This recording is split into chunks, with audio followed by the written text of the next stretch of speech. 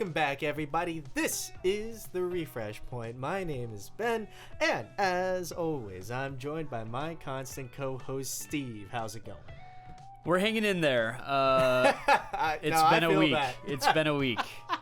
Little bit of high stress at the old office, but we're here to talk some Weiss Schwarz, so we're gonna forget about all that and talk some anime.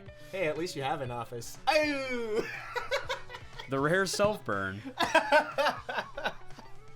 Yeah, we're back on the job hunt. But you know what we're not back on the hunt for? A deck. Slime came out, we just talked about it, and I'm still playing it. I've been playing it the whole time. What are your initial feelings on that? So I did proxy test it a little bit beforehand, but once I got actual cards, I've been jamming it in every tournament I can. And as a reminder, we've got 6 of those a week in the DFW area. So I've played a good amount of games on it. And, it's one of the most annoying deck builds that I've ever tried to adjust in my entire life. Because this deck says, okay, let's say you're going to play the Benny Maru thing. Then you're going to play these, 30 or so cards and 8 climaxes, or 32 cards and 8 climaxes. Here are these 10 slots. Pick. Yeah.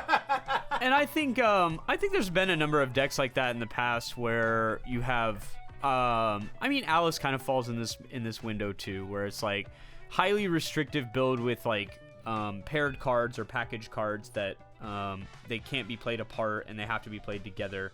So they really start to bite into your flexibility, and a lot of things need 4-ofs because you have to count on them.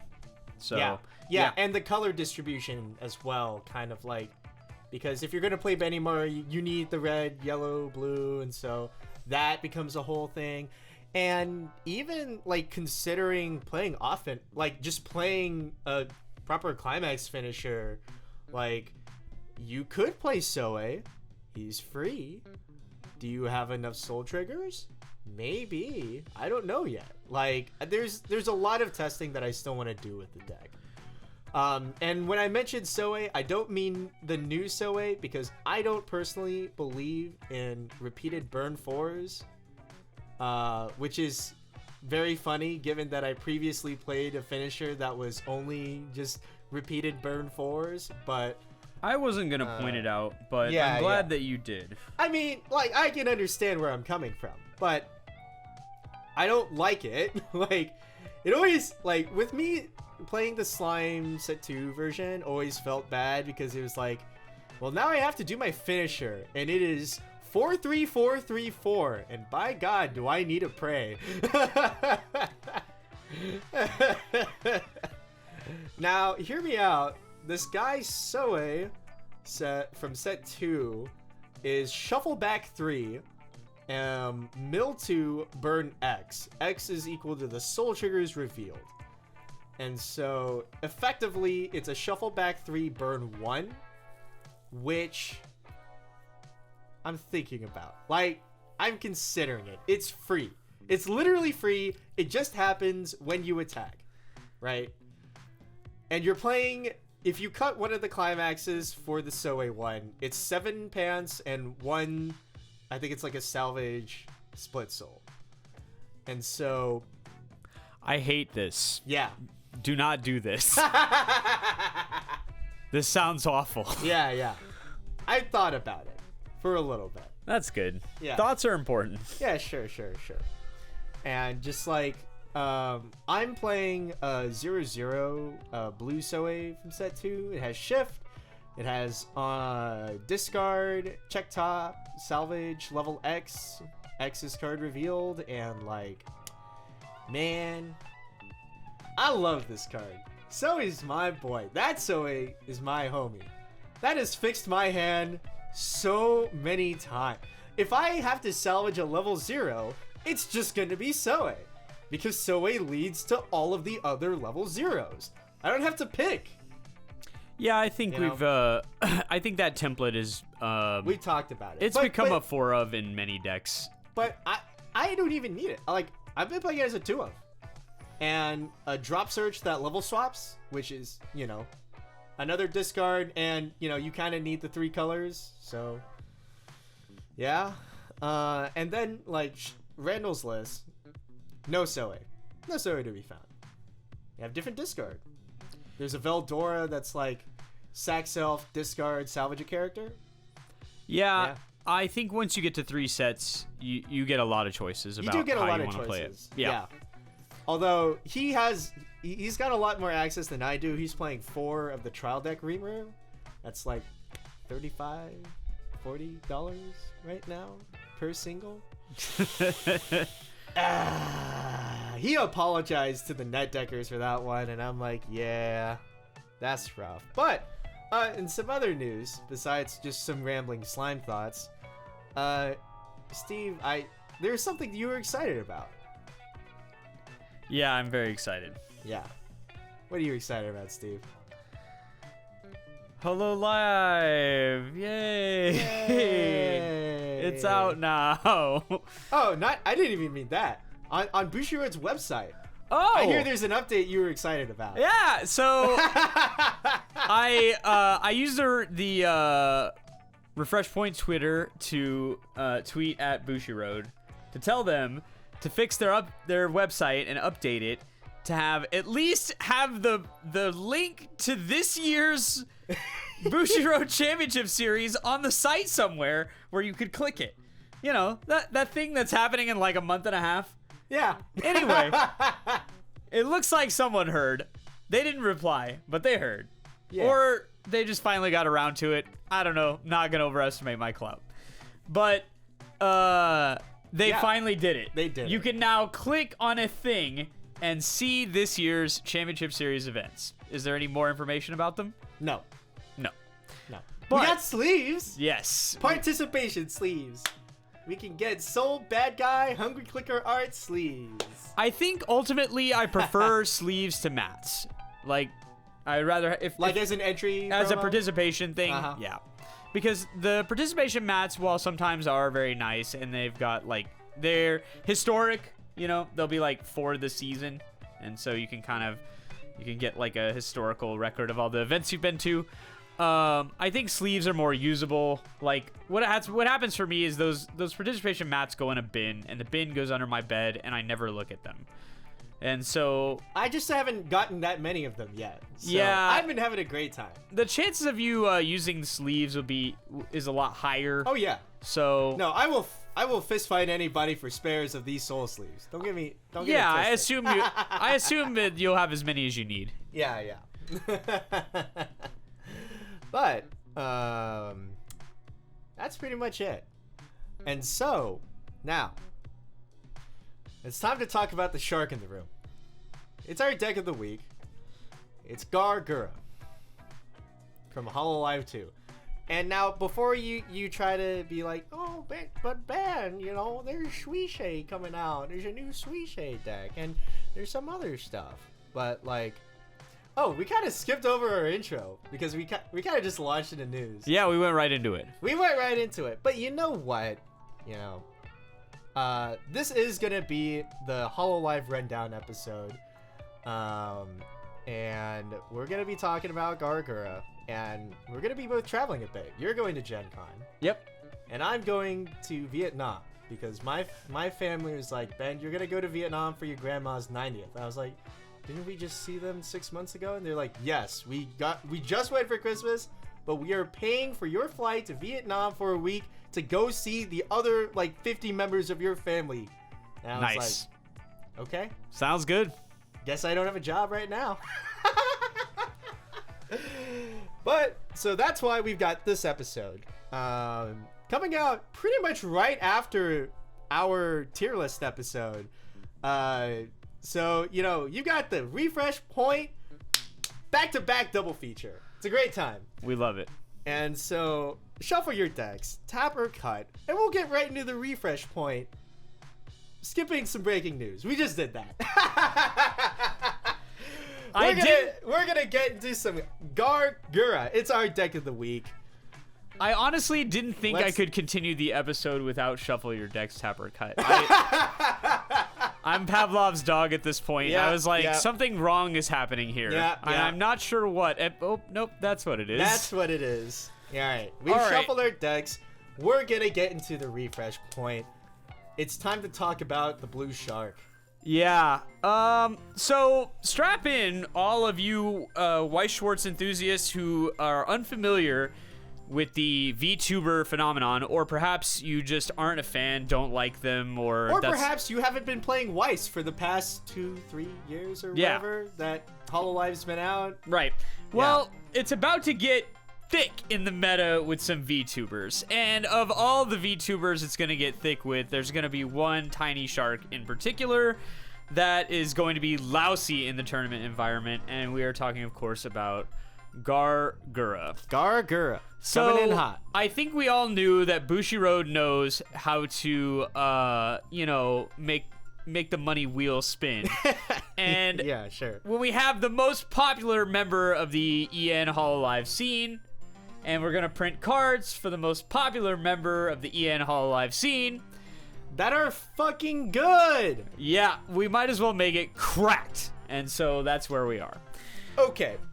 So, before we get into anything else, what does Gura do? So, we got a Gura finisher. 3-2. It's gone pants. We got the pants climax because Bushiroad would never troll us. And we have heal on play. It's nice. And then we have a very expensive but highly desirable finishing mechanic. So, it is pay 2 and discard 1. Is it a character specific? I'm not 100% sure. I will verify that. Okay. But it is pay 2 and discard 1. And then what we get is in addition to our vanilla damage, we get burn 2. And then we also get to perform a mill mechanic where we mill the top card of our deck. And, you have to have 6 or less cards in hand. So you'll have to somehow play down your insanely huge hand if it's insanely huge. Sure. It's a weird requirement. And do you discard a character? It's any. On attack. Lovely. Burn 2, and then the following effect twice. Mill the top. If it's a soul trigger, burn 1. So, we have the possibility of 4 packets per character. We have the character's vanilla damage, which is 3 plus the trigger, then the burn 2, and then possibly 2 burn 1s. And if you know nothing else about this set, let me tell you that they decided to make sure that you could play Gura and have it pop off. Because this set has soul triggers up the wazoo. Boom! You got a climax chopper, she's got a soul trigger. You got a 1 combo, she's also got a soul trigger. You don't even play the 1 combo, but she's got a soul trigger. So you're gonna play her. It's one of those things where you can see, if you go back and look, and we're going to talk about how we kind of got to this point, but historically, when you watch the evolution of this deck, it gets more and more and more and more Gura leaning with every passing second that it comes out. So at we first, just jam as many soul triggers as we can. Yeah. Turns out. Yeah. And so at first, they're like, this Gura mechanic's pretty good, but we're going to have to pair it with some other stuff. And it's like, this Kali mechanic's pretty good, but it doesn't really help us get as much Gura as we want. Right. And then the whole deck, over the course of time, becomes a lot more Gura-centric until you get to the refinement point where we're at now, where it's basically like a Gura deck that does some other stuff. How many soul triggers? So, it's a complex question, but if you were trying to maximize your value, per se, all of our climaxes have soul triggers. Okay. All of our level 2s and 3s obviously have soul triggers. Right. All of our level 1s also have soul triggers. Oh. And one of our level 0s also has soul triggers. So basically everything but some zeros, or what remains of your 0 game, which could be between 12 and 14 or 15 cards that don't have them. So realistically, 35 to 40. Yeah. That's a fuckload. So if you thought that, like, oh, well, if you have to roll probably soul won't work, triggers, yeah. that'll be, it's a coin. It's not a coin flip. No. It's the expected outcome. Yes. And the problem is that when it becomes the expected outcome, 12 packets, which is what you get if you get triple Gura, admittedly costing a lot of resources. But 12 packets. 12 packets will kill you. It will kill you. If you're at 3-0, no. If you're at 2-3, Still, and you don't take anything but the burns, you still almost die. Yeah, And yeah. if you refresh anywhere in there, you die. yeah. So you can't just block the vanillas. You have to both block the vanillas, block some of the burn 2s, and try your best to not be level 3. You really want to take the burn ones. Yes. At that point. Yeah, if you block any of the burn ones, It's so over. it's doomed. It's over. doomed. It's so over. There are not enough climaxes in the deck to deal with this. And like we said in the last episode that you might have just listened to, if you survive triple Gura, you give us video evidence that you survived triple Gura, I'll personally send you a shirt.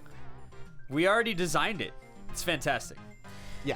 But what we need is a way to do it. Okay, we have pay 2 and ditch 1 on attack. That means if we have 3 Guras, we have 6 stock. And then we have 3 pay 2s, that's 12 stock. And then we get 3 stock during the turn, which means we need 9 stock at the start of the turn to pull this off. And Which then is we a lot of need money. 3 Guras and a pants and 3 other cards. Yeah. So we need a full grip and 9 stock to do this legit. 9 stock is a lot. Who said we're gonna do that legit? The thing is that if you want to get triple Gura, you just don't do it legit. So, leading up to this final list with standby, because we're not trying to do it legit, what were some of the initial lists for Gura? So, Because this came out in Japan into what could conceivably be called the upcoming English meta. Unrestricted Overlord, Unrestricted Alice, though they do have the Sao 10th and an even better Alice. yeah, some they might have an say. even better Alice. Yeah. So, what was the play to start there? So the set comes out, and immediately people start experimenting, as they do. I'm sure it's not difficult to imagine for the audience, or for the English audience of Weiss Schwarz, but the Japanese audience is huge, much bigger than the English audience.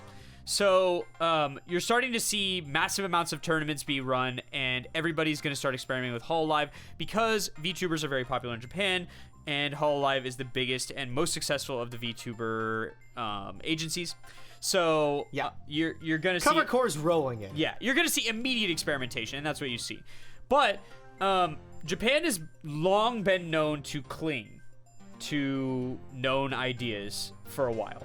And it takes a long time for them to be convinced that the thing that they were using before, just iterating on that, isn't better. And so, ignoring the month of IMA's existence, we have Gura. Yeah. So the first thing they try to pair it with is the last thing that they had. So they're like, huh, Kaneda Marine's pretty good. Yeah, Kaneda Gura might be even better.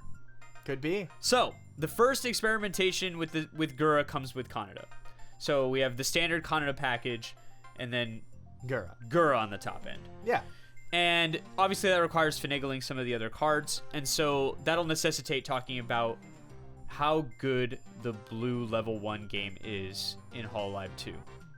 Or Hololive Volume 2. Hololive 3, technically. But. So, blue has kind of been backseated in in set 1. Yeah, I think we can confidently say that. Not very many good finishers. Not very many good combos in general. Yeah. But they more than made up for it in set 2. Blue is by far the best cards. Oh, yeah. And so, what we're talking about here is a climaxless value engine that can produce a ton of advantage and resources Just hit yourself. for being and all in the same color. Yeah. So we have the 1-0 Ina. It's a 6-5. And then you can accelerate to get on reverse. Salvage. Just hit yourself. We love it. It's All right. just that easy. And then we have a Eofi support that Oh yeah. gives level assist, and then you can tap it to give any character a level. Then the last part of the Trinity here, the Holy Trinity, is we have Muna, level 2 Slayer, which is a niche card. Unless I have a way to make you level 2, then it's not a niche card. Now it's just a guy that kills you. So we have this flexible package of blue characters that we can just jam in anything. And especially things that are going to want to have power going into 2 and power going into 3, because we get to put the assist support on board. So having a climaxless way to gain advantage by using Accelerate relieves some of the pressure that you feel when you play stuff like Kaneda. Because if you've played Kaneda Marine, you've definitely played games where you felt like if you blocked too much and stayed at level 1 for too long, the game started to feel really hard because you don't have anything good before level 2. It's like, all you gotta struggle. get to 2. Yeah. It's kind of like Overlord. We gotta get there Yeah. to start. Only without any good combos. So Yeah. you're just struggling, like clocking yourself over and over again to try and get there. When you add Ina to the mix, you and the rest of the blue package, you relieve a lot of that strain that you feel in the mid game if things are not going well. You add some really nice deck speed, and it just makes the game easier. And so that's where this deck goes first, right? Kaneda Gura. Sure. And obviously, not withstanding the million other builds that come out. Like, there was like 25 different builds that get tried. Caligura, I'm right, sure, and so that's what comes next. Yeah. Right, Caligura. Because Cali has Choice Climax, which is a value engine and helps set up mid-games. And it has a soul trigger. Yes, and the Cali 1.0 has a soul trigger attached to it. And its combo is soul trigger related. So we want to have a lot of soul triggers in the deck. We want to, we have this value engine that we can use to pick up soul trigger cards. And it all kind of works together really well. And this also starts to be the point where there's experimentation with the zero game, because the zero game changes quite a bit for the first few weeks as they start to figure out what they really need. And so the deck gets more and more top heavy as you go further. So the standby decks that first come out when Hololive 3 comes out are using ASCII, right? Because the ASCII combo is a from the back row uninteractive standby combo where you get to discard the climax for value. So Yeah. we love those, right? But we never need more than one ASCII on the board, which frees up a lot of deck space to do other stuff. So the first 8 standby decks that come out are using Choco, because Choco is a tiny little value engine, right? A 2/2 that you can put out and stand it. Right? Yeah. But in that climaxless vein, it shifts the other direction, because you start to see heavy climaxless level 3 games, where your level 3 game is basically healers, Mori from the premium set, the Musashi on play, Yep. and then Luna. So there's a Luna from set 1 that gets -3 levels on the board. Oh yeah, it's bodyguard, right? It's not bodyguard. Oh, It's whenever it reverses, it burns 1, right. and then it has defensive scry. Oh. Yeah. So this becomes the end game, where our mid game is stand-buying Chocos, and then our late game is stand-buying Luna, and however much damage we need to win the game. And she's huge, and the rest of the deck supports her hugeness by obviously putting down back row characters. And then you've got the classic Hololive problem solvers, the level 3 Watame that removes characters, the level 3 Matsuri that stock swaps. You know, these type of cards from set Tap 1. counter. Yeah. These cards never go away. They never go away. They will be a part of every deck forever. Like, one Matsuri and one Watame is going to be in every deck until Kingdom Come. So, that rolls for a couple weeks until somebody catches the idea that we should pair Askew with Gura. Because it's hard to generate the resources vanilla for triple Gura. We all know triple Gura is lethal. Getting to triple Gura is hard in a normal game, especially because the pace of Weiss has picked up significantly over the last couple years. Yeah. It's just finishers are more deadly. It's more difficult to get the resources you need. It's in the time you need them. Yeah, I like to say, like, it just came up. It was a thought about the slime list I'm playing right now. It's one of the most consistent decks at working when it works, and then if it doesn't work, you're so screwed. You know, like, I feel that a lot with a lot of decks right now that have really good game plans, where it'll be like, you know, if you get everything, you know, your one combos are rolling, you know, you got all the advantage, you block a little bit here and there, you know, then we produce a deadly finisher or like a massive board or an end game. But what do we do if we're out 7 turn 1? Yeah. You know? I'll say this, as somebody who's been playing Weiss for the better part of a decade, the biggest difference between Weiss now and Weiss before is the reliability and consistency of decks, because level 0s have become so strong. And I think players who have entered the game in the last couple years have gotten extremely comfortable playing games that work.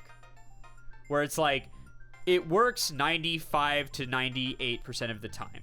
And so scuff games just don't happen that often. Yeah. They happen more in tournament play because tournament play is inherently more sloppy. But you get used to things just kind of working. And so if you've been playing for a long time, it's a lot easier to play in those situations where things aren't really working. Yeah. Because there was a long period of Weiss Schwarz where things didn't work very well a lot of the time. And deck speed was not available a lot of the time. And playing from bad deck states or bad hand states was very common a lot of the time. Mm-hmm. And so when things were really well, you absolutely slapped your opponent. It was fantastic. But that was like 25% of the time. Yeah. 50% of the time it was workable. And then 25% struggle. Like, but I think also because of that, right now, it's even more easy to punish very clear bad deck states. Yeah. Like, you know, as soon as you sense it, like, if you look at your opponent and they went turn 2 and they only played 1-0 and there's like 3 climaxes already in the waiting room, man, it's not that hard to slam a climax and see what comes out. Yeah, I think that the game punishes are easier, but they're harder to come by. But the other thing is that stabilizing is a lot easier to come by in the game. Yeah. Like, being level 2 too fast in an older Weiss genre was very bad. Yeah. Because the difference nowadays, half the time, that's the game plan. Yeah. Level 2 games just weren't as good. Yeah. And there weren't early plays weren't as good, and early play healing was very suspect. And so it was one of those things where, like, you needed to free fresh and hang on. Because free fresh has been a part of the game forever, and they've actually tapered it off a lot. It used to be every set had 1. Disgaea has like 5. But yeah, the difference now is that being level 2 isn't such a bad thing. Now that's the stabilizing point, where it's like, okay, we're clear of deck 1, and we've got some big shit on the board that my opponent probably can't remove easily. Now we need to grip the deck and hold on. But if you don't stabilize at 2, it's over. It's so over. It's over. Beyond over. It's never been so over. Being 3-0 has never been so deadly. Yeah. It used to be that 3-0 was like livable.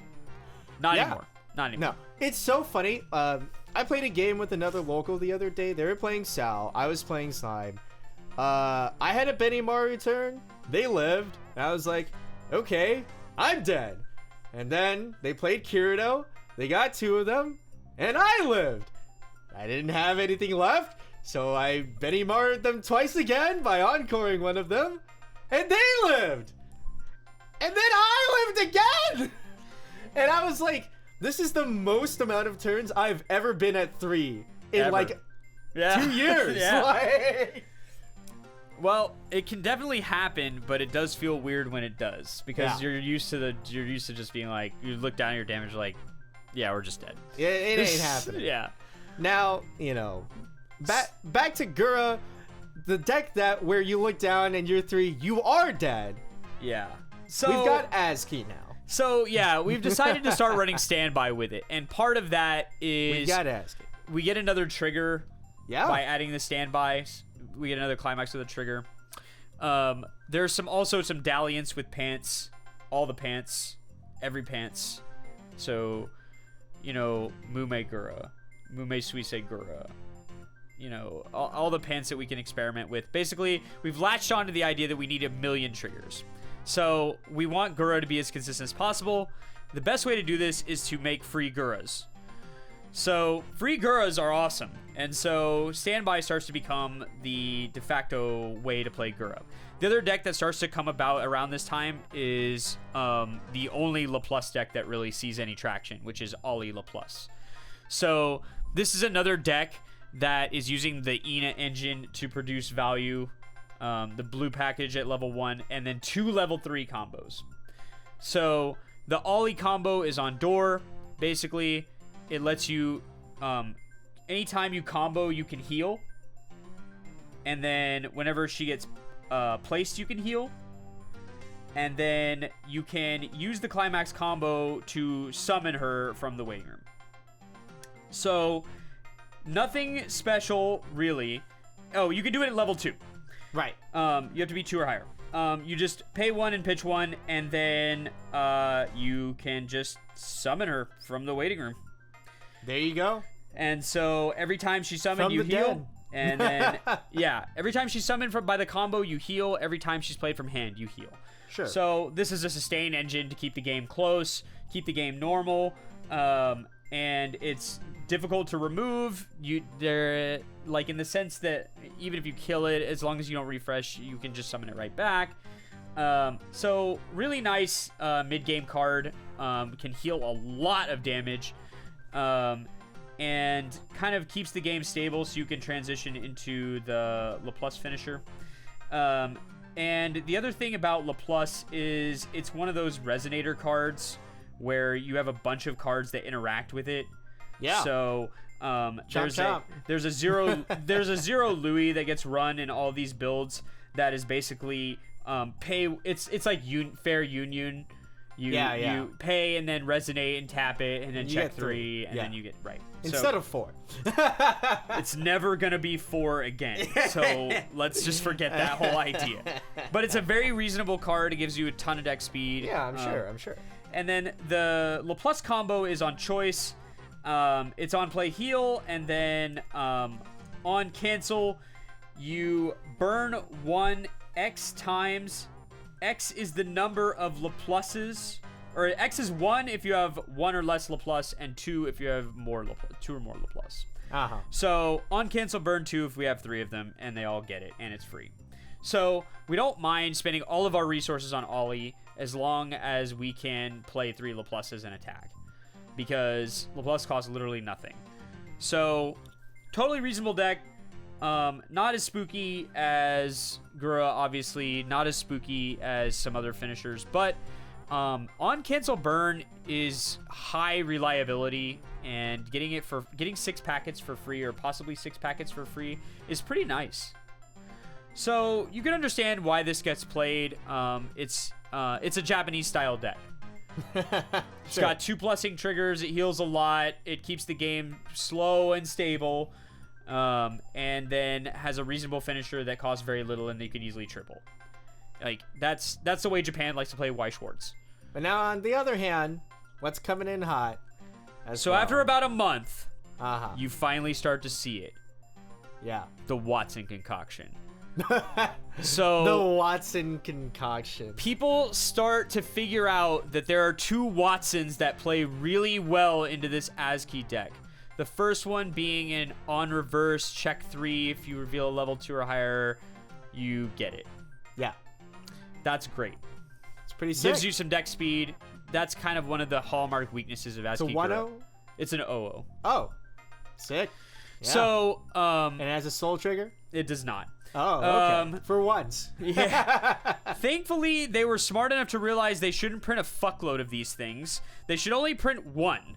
So, that's really good. So, we get a little bit of casual deck speed from Watson. It's on death, excuse me, on death. And you get to add a card with a soul trigger. So, anything. It wasn't level 2 or higher. I apologize. Yeah. So we get to add anything with a soul trigger, which is basically most of the deck. Has to be a. It can be a card with a soul trigger, by the way. So. Oh. Yeah, just whatever works at that time. Okay. So this card's really strong. And then we have the 2-1. Right, and so that's the other part of the Watson adaptation for the build is we're adding a 2-1 Watson to the deck. And so this is going to be the card that they're going to use to hold the board down and keep everything nice and stable until help arrives later on in the game. So, and also get some money! Yes. Money! So on attack, it gets X power. X is the number of other Hololive characters times 1,000, so 11k. And then it can accelerate from the waiting room at the start of the climax phase to become 12k. And then on reverse, stock 2 from the top of the deck. Oh, we're sending it too. So we're gonna, yeah, in exchange for some possible deck unreliability, we're gonna trade that for metric fuckloads of money. So this thing is going to generate huge cash because it has no requirements. It just needs to win, and it's huge. So winning, you get to accelerate. Yeah. Oh boy. So you trade 1 damage and some minor deck unreliability for 3 stock. So that's a pretty decent trade, and a trade that many people would make given the opportunity. Normally when you have these sort of top stalkers or any bonus stalkers, they have to beat something like, you know, a level 2 or whatever. Not this thing. You can beat anything. You can pound on a level 0 for all that the game cares. So that's not great. And if in case Watson can't get over because 12k is just not big enough, as the deck moves more towards yellow for the mid game and the early game, we start to see more of the Iroha 0. So 1-0, right? it is a 0-0. Oh, so okay. we're already playing the Iroha 1-0. Right. And the deck's turning full yellow at this point. Right. We have level 1 yellow, level 2 yellow. And so now we need more yellow 0s. Sure. And so the Iroha 0 is an on-play reveal. As long as it's a Hololive character, you get 2,000 power. You get to assign 2,000 power to anything. And then yeah. All right. at the start of your opponent's draw step, you mill 2, and as long as you reveal a level 2 or higher, you get to bounce it back to your hand. Well, So we have another value engine that gives 2,000 power and get some incidental deck speed? Yeah, Yeah. some more deck speed, and also will probably bounce back to your hand most of the time. So that'll do. yeah, this lets Watson get into the area where she needs to get huge. So we're talking 14 or 15,000. Probably enough to deal with nearly any problem. Deals with Alice at that power level. So we now have everything we need to dominate the mid game in terms of you know, being able to just crack the board from whatever our problems are. And because Alice decks at this point are pretty much spamming Heathcliff to deal with encore problems, Watson cracks them pretty hard because she can get over all of their nonsense and then they can't encore. And so being ginormous at level 1 solves a lot of issues that Hololive was having with the meta. And so the Watson additions start to become the biggest, most important adaptations for the deck.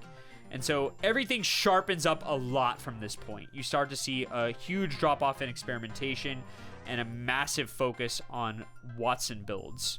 ASCII, Watson, Gura. Right, and the full level 1 yellow package. We're still running Kali, and we're running the Iroha Brainstorm, which we haven't mentioned at this point, except in passing, but the Iroha Brainstorm is a 1-0 Brainstorm that also has a soul trigger for some reason beyond all human understanding. So they have a full level 1 trigger setup, and then we've added a whole bunch of level 2s to the deck. So now we have a massive amount of triggers. The final, this takes about 6 weeks for Japan to reach, Apex Gura builds, where they're like, this is the build. And you can deviate a little bit, but not a lot. Yeah. So a real Apex Predator build. Yes, some might call it that. So the final adaptation that takes place is further deck speed additions. So there's a Lammy 0-0 that starts to get added to builds, and you see it. This is probably the last true adaptation for the build. After this, it becomes very inbred, where you start to see little to no experimentation, and you get really unified builds, we'll say. So the Lammy gives 1,000 power on attack, and then it's on reverse. When it gets reversed, you can pay 1 and send a card to the clock to check 4 and add a character. So this does everything that a standby deck kind of wants to do in the game. It fills the waiting room with cards. It accelerates your ability to level up. It adds to your hand, and it gives power. So this card's highly synergistic with a standby game plan, and you start to see 6 standbys as well, because people are starting to realize that when everything's a trigger, it doesn't matter what your climax does on play.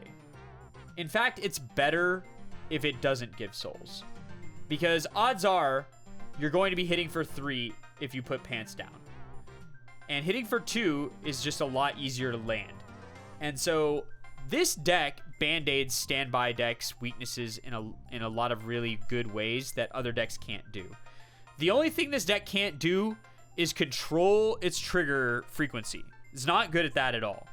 So other standby decks at this point, we're talking about MTI and we're talking about Nino, are very good at controlling how often they trigger and checking the top and making sure that it's good. Hololive doesn't have very good mechanisms for that. It's got very okay mechanisms for that. It has another one of those Soe type clones that you were referring to earlier in the episode. It has a red one of those that it definitely runs 4 of, so it can figure out what the hell's on top, and plus plus set up standbys, plus hand fix. Yep. You do it all. So we definitely run that, but 6 weeks is all it takes for the realization that what we need to do is play Gura with standby, and then what we really need to do is grip the board with a death grip using Watson, and fix all of our deck speed problems with Lammy and the other Watson. And Iroha. So that's the deck, and it just starts to stomp everything. Yeah. We'll ignore IMA, but yeah. Yeah, we can't. No need to talk about IMA. Yeah. And so there you have it. That's the deck. That's the deck. That really is it. And for the last bit of the show, we'll get into a matchup mix-up. Let's talk about some of the matchups for Gura in particular. Yeah, let's talk about Gura. Yeah. So lots of good matchups. The upside to having the upside to having a 12 packet finisher is lots of good matchups. So I would say there are very few matchups where Gura is not favored, because she wants to be at a deficit in the game most of the time, because the thing of it is that you don't get to use your devastating finisher if you don't hit 3. And your opponent just assassinates you from 2-6. We don't want that. So, the other reason that Lammy comes in is because it's another way to keep your damage slightly higher than your opponent's. because you want to be slightly behind at all points. I mean, you will accomplish this for the most part. Right. We're accelerating with Watson. We're accelerating. And we're lammying ourselves. With Watson, Lammy. And so we're dealing lots of damage to ourselves. Yeah. This is similar to the Overlord game plan, where we're happy to trade damage for value as long as we can get to the end game in the right state. So the matchups that are bad are the matchups where you can do one of two things. One, you can rush them.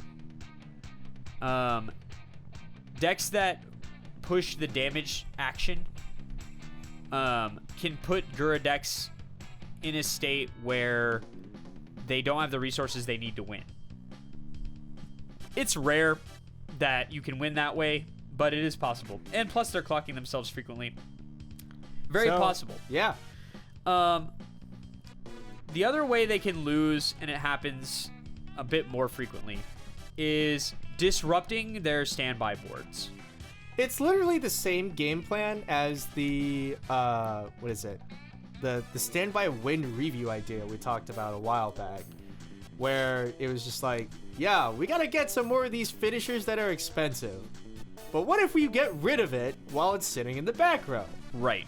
Exactly. So there's a number of decks in the meta that are equipped to do that. And any anti-early punch. Yes. And so the biggest thing about Gura is that you'll have to play carefully at points. Now, the upside is all your deck is triggers. So side attacking for profit is that's a 24/7 availability. Yeah. We can do that anytime. Yeah. If we think that it's sketch, we can just side attack. Especially if we have pants. If we have pants, we can side attack all day. So, so you do have to play carefully at points. Let's talk about like some of the matchups that don't feel very good on their face. So I think if I had to pick the worst possible matchup for Gura, it's gonna be the 8 standby Overlord builds, the Albedo builds. Now, the problem with this deck, and the problem with Dark Horse decks in general, is you have to be able to win against other decks. Like, you can't just beat Gura. Like, even if you had a deck that had like a 90% win rate against Gura, you're gonna have to face other decks. It's not just gonna be Gura. We have a very diverse meta. Yeah, it's actually... And Escanor. But on top of everything that already exists, right? We have Overlord, we've got Alice, unnerfed quintuplets, basically. Ichika, Nino, Itsuki, the whole gang, really except for Miku. Escanor, which still exists and can still win very much. Yeah. And of course the ubiquitous Slime. And Slime. Avatar. Yeah. So, a lot of decks in the meta that can win and they're all very different. Yes, and it's impossible to meta them all. So, you have to make a call when you go to BCS, what you think you'll see, what you think you can beat, and what matchups are favorable. And you're going to have to coin flip some of them. That's just all there is. Like, the difference between Overlord and Gura and SAO in terms of, like, win rate, in my opinion, is not very different. Those are 3 extremely good decks. They're going to win a lot. How they match up against each other becomes a function of player ability and variance and player skill. Probably, like, the honest to God, like, very closest kind of, like, similarity would be, like, Gura and Overlord, just because if the player does not remember that anti-early punches exist and you can have it, you can hit them. Yeah, but that's really it. Well, the Overlord and Gura becomes a race to who can get their thing. Yeah. And the problem is that if Overlord blows up the board and there's Guras on the board, Goodbye. That costs you a lot of resources. Uh-huh. So it's better. That's one of the few matchups where it's better for the Hololive player to be slightly ahead. And by ahead, what I mean is lower on damage. Because you want them to have to top the board wipe prior to most of your value coming on board. Yeah. Maybe you can manage that. Maybe you can't. I don't know.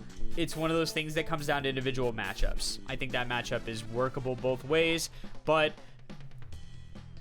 the thing that gives Gura edges in the game and why she doesn't have very many bad matchups is because you have so much reach. You have so much reach that the game can be going very, very poorly and you can still win.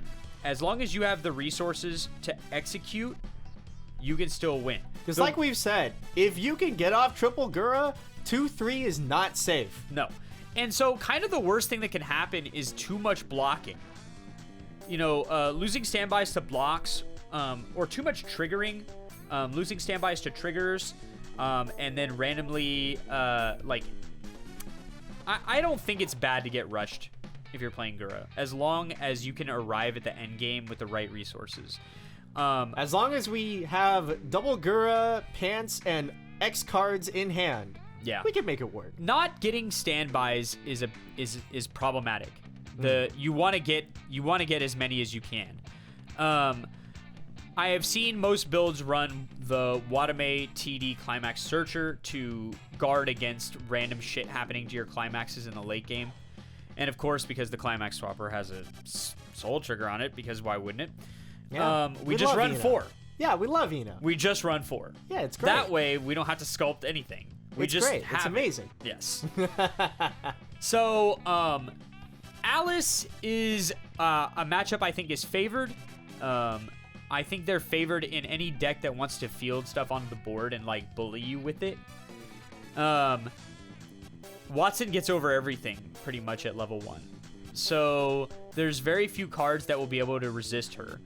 That being said, Encore is a real mechanic that every 2/2 in the game pretty much has that's run. So, and Alice players are more than happy to pay 3 as long as they think they can combo off again. And so you'll need to deal bonus damage in addition to, and you've got so many soul triggers.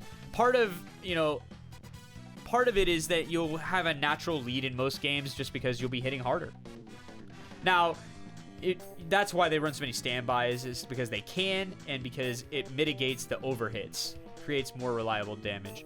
Tap counters destroy this deck. Tap counters are the one thing they don't want to see. So, hey, look at that! It's Kanedamari. Yes, other Hololive decks are equipped with many tools to deal with this deck. Suisse does a bad number on this deck. Anti-level counters, tap counters, those type of things are extremely frustrating for Gura decks to deal with. And the other thing that can be problematic for them is other explosive finishers that are taking the game just as slowly as they are. So Gura wants to like bring you into range, and her range is so huge that for the most part they just need to hit 3. But if they can't hit 3 because they are unable to make them hit 3, and then your own devastating finisher finishes them from like 2-4, 2-5, 2-6, something like this, that sucks for them, because a lot of the power of the deck is in the end game, and a lot of the power of the deck is in nowhere else. So Escanor, Eatski, and these type of finishers that have great reach, they can do well. They can do well in this matchup. Bang Dream is in the same vein as Overlord 8 Standby, where it has a deck that won't let you burn and has minus souls. So the only downside to these type of defensive strategies against Gura is they will side attack and get the burns. And they will side attack and settle for the burns. And so that means that you're dealing with, 3 2s and then 4 1s. Or I'm sorry, 6 1s. And 3 2s and 6 1s can really kill you from a lot of ranges. A lot of times they don't need Gura to hit at all. They just can reel you with the 2s and finish you with the 1s. And if Gura hits, it's just over. It's so rough. And so you just don't want them to be 3. And if they are going to be 3, you don't want them to have triple Gura. And if they are going to have triple Gura, you want to do your best to mitigate whatever damage it does. Make sure that they don't get to attack 3 times. And if they do get to attack 3 times, you want to mitigate any souls that Gura might throw down on you. And if they get everything, you're just doomed. It's like you need to be level 1 to live. You can always hope that it whiffs. Like hypothetically, there's the possibility. There's like 10 to 15 whiffs in the deck, depending on list. Yeah, so we're talking about like we're taking a lot of the high trigger. We have to take a bunch of triggers out of the deck to combo off, obviously. So the deck is more likely to have non-triggers in it as you get closer and closer to the end game. Maybe 1 or 2 will whiff. I mean, we're talking about probably 75-80% success rate on Gura combo. So maybe 1 or 2 will whiff. But it's kind of like old Escanor where it's like, maybe there won't be a 2 climax trigger on top, but if there is, you're definitely dead. And so it's one of those things where it's the same situation where it's like, maybe it won't hit both burn 1s, but if it does, you're definitely dead. So this does add another dimension of explosivity to the game. And it's pretty explosive right now. Yeah, and this turns it up even higher and makes it to where you're really going to need to play the game very carefully. You need to be extremely cautious about hitting players to 3. There's a number of decks that cannot win unless they are 3. And if you reel them into your finisher's range, 2-5, 2-6, and then drop your own finisher, you're going to be a lot more successful against these type of decks. There is nothing that feels worse than having a very, very good finisher that doesn't get to go off because you died. And Gura and Escanor and Itsuki all suffer from this problem where their level 2 games are setups for their level 3 games. And so there's not a lot going on. It's just like, okay, I'd like to be level 3 now. And if they don't get to be level 3 now, then it sucks. And so all 3 of those decks have many ways to clock themselves so that they can get to that point. Because getting stuck is like how they lose the game. So if I can provide any advice on how to navigate the upcoming season in a succinct way, be very careful about what your opponent needs to win. Be very careful about what they are looking to have happen in the game and try to deny that to the best of your ability. They should be doing the same to you. If they see that your finisher is very, very, very deadly, they're not going to put themselves in a situation to get killed by it unless they absolutely have to. And so the economy of resources is usually what forces this issue. So if you see your opponent's got a highly deadly finisher, don't lean into it. You have to lean away from it. If you have to sacrifice an attack, do it. Because it's a lot better than being like, welp, I guess I have to hit again and push them to 3. You absolutely do not have to do anything. You should play the game very cautiously, and if hitting them again is going to cause you to lose the whole game, don't do it. Just don't do it. Like, wait a turn. Yeah, if they heal down, maybe you lose anyway, but it forces them to do more. Force your opponent to do more. Force your opponent to have all the answers, not just one answer. They need to be able to handle whatever strategy that you put forth. And if they can't handle it, that moves the tempo of the game slightly towards you. And how you win at Weiss is doing that very small improvements over the course of the entire game. Where you're a lot of times players will not understand why they're losing. Because Weiss is not the type of game where you can, once you get to a certain point, it's not the type of game where you can dramatically misplay yourself out of the game. But you can definitely misplay yourself into some bad situations. And new players do it frequently because they don't understand that what they need to win and what their opponent needs to win are not the same thing. So with the upcoming season, we're going to take a much greater focus on like competitive play and how to win at this game. Because the same people win all the time. So it's not luck. It's just them being better. And so we need to analyze the better things that they're doing. And that's how we get better. And that's how it is. So, that will be our show today. Thanks for joining in the Gura special with tangents here and there, which I think were productive. Yeah. In my head. And tune in next time after your next deck out. And don't you forget to take the refresh point twice now. You just listened to the last episode. I just like it didn't upload that much earlier than this one. So don't you forget to take it.